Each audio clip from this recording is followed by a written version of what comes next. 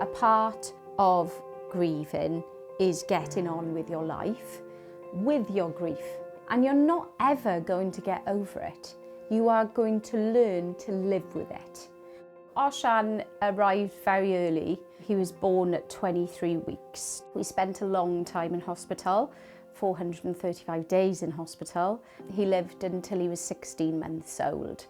A little bit, he did manage to live at home with us towards the end, but we didn't know that that was at the end of his life. He was actually getting better. He was very charismatic. He was this real beautiful ball of light.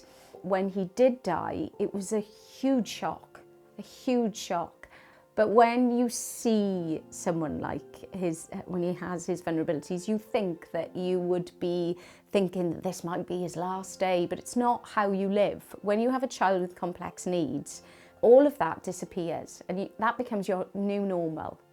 Since losing Osian, me and my friend Leah, a way of us processing our grief was going out, being sober, but dancing and processing our grief through dance music and through the connection that we feel on the dance floor. Thank you so much for giving us your valuable time.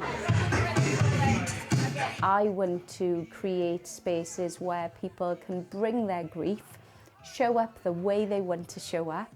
There is no forced fun, there is no forcing of anything. It's just creating a space where grief can move through us.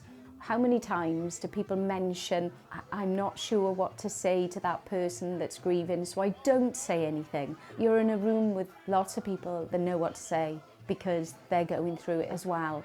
Smiling and laughter, and it's the human experience. It's something that at first you feel a lot of guilt over. You do feel guilty about enjoying or having fun, but it's something that you need. Grieving is painful and it's sad, and a lot of it takes place in pyjamas. A lot of it takes place where you just can't do anything. And to have that little boost or little excuse to put something nice on, maybe a sequin, to feel good about yourself and to just push yourself to just do it. In the dark early days, this might not suit someone, but being in an environment with other people that know what you're going through is sometimes that's all you need. Doing things that honour Osian is something that keeps me going. He really fought so hard to live. All of what I do has come from a sad place. If I had the opportunity to change that, I would, but I can't.